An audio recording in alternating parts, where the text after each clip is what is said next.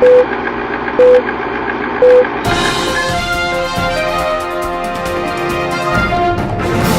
and welcome to my show. This is What to Expect When You're Expecting to Argue in Front of the United States Supreme Court.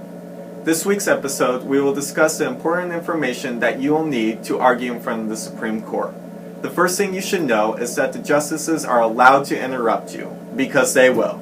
Throw it back, Mo. Freaky fresh. Thank you, Mr. Chief Justice, and may it please the Court. New York's highest court, in a case similar to this one, remarked that until quite recently, it was an accepted truth for almost everyone who ever lived in any society in which marriage existed. Mr. Cooper, we have jurisdictional and merits issues here. Maybe it'd be best if you could begin with the standing issue. I'd be happy to, Mr. Chief Justice. In addition to the other official responsibilities and authorities that they have in the initiative process, that those official proponents also have the authority and the responsibility to defend the validity of that initiative. I guess the Attorney General of the state doesn't have any proprietary interest either, does he? No, Your Honor. But he can defend it, can't he? Nor did... Because the law says he can defend it. That's right, Your Honor. Nor did the legislative leaders in the Karcher case have any particular enforcement. Could the state assign to any citizen the right to defend a judgment of this kind? Justice Kagan, that would be a very tough question.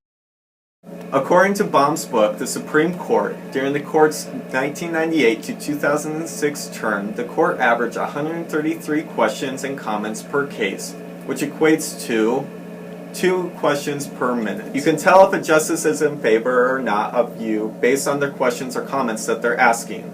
For example, Scalia asks tough questions to the lawyers that he disagrees with and gives helpful suggestions to the lawyers that he's in favor with. So if Scalia is asking you tough questions, I'm sorry, but you're probably not going to get his vote.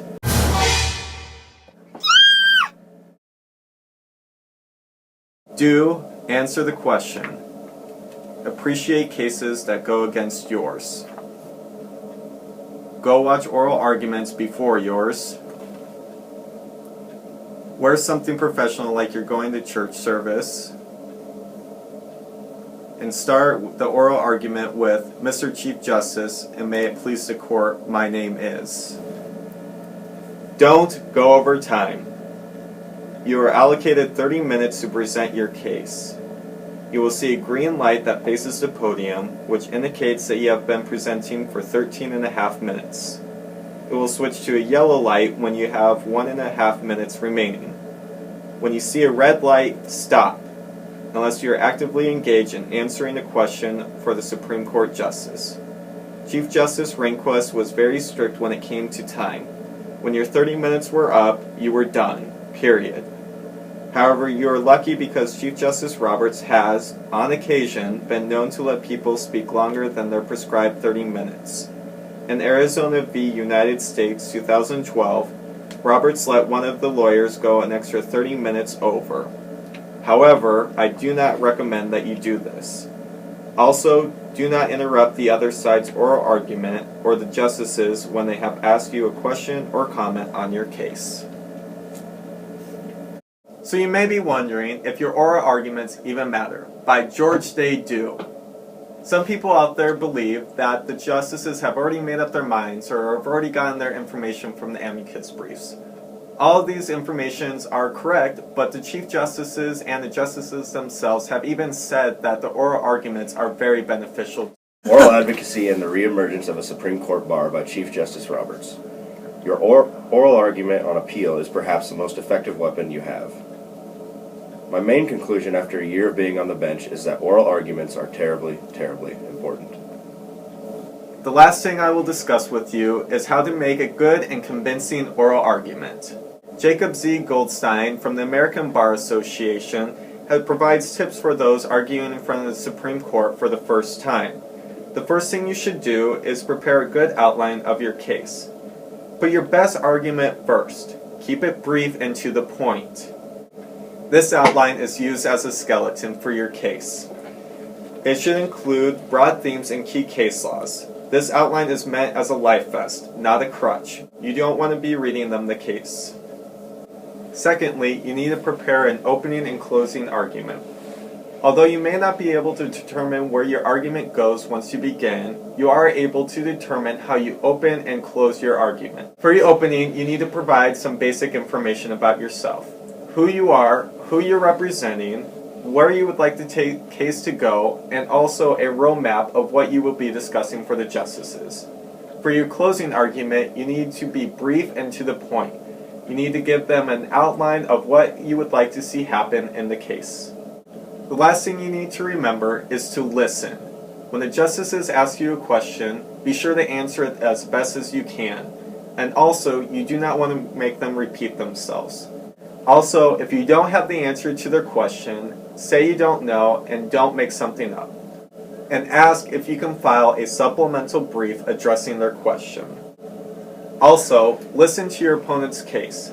Sometimes they may not be able to answer a certain question that you may be able to, or unintentionally concede a major fact or misinterpret a fact of rule of law.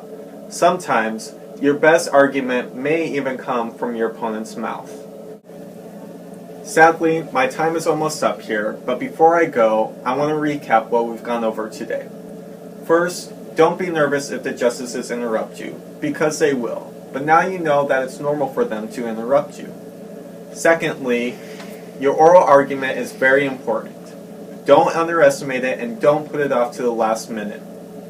Last but not least, make an outline, closing and opening statement, and be sure to listen to the justices and your opponent's arguments. Even though this might not give you a win in your situation, these tips will help you give you a fighting chance. Well, that's all for me today, folks. Thank you for joining me on this week's episode of What to Expect When You're Expecting to argue in front of the Supreme Court. Thank you for listening, and good luck in your case. Oh, and don't forget to breathe either.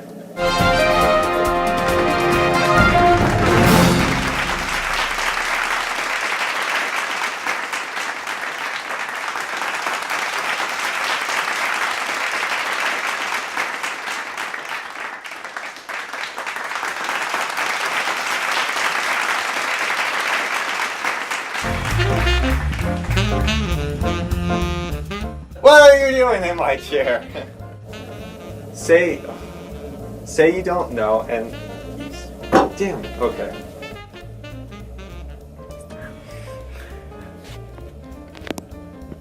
Stupid camera. Alright, go. Go before. Sorry. Is it going? Okay. Just kidding. Come on. Come on, do a scary face. I don't know what a scary face looks like. Like you're am scared. I scared? Or You're scared. You're like, Okay, ugh, no, me, like, do Scalia's the face. little girly Gross. face. You're about to be killed, yeah. No. I don't know. This Dr. Devin would say hello. So I'm gonna record. No!